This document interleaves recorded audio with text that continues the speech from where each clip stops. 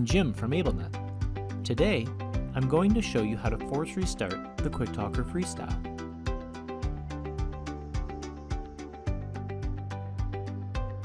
If QuickTalker Freestyle isn't responding and you can't restart it by turning it off then on, try forcing it to restart. This process is slightly different depending on the model of your device.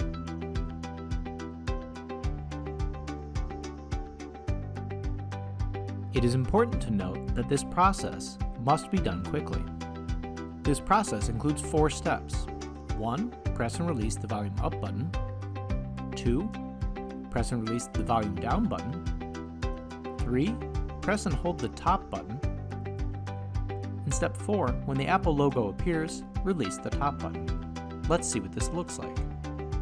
Volume up button, volume down button, hold the top button,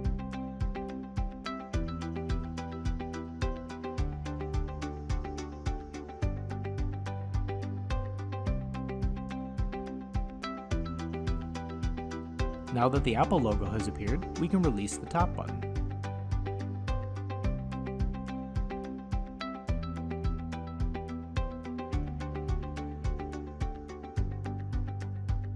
You have now completed a force restart on the QuickTalker Freestyle.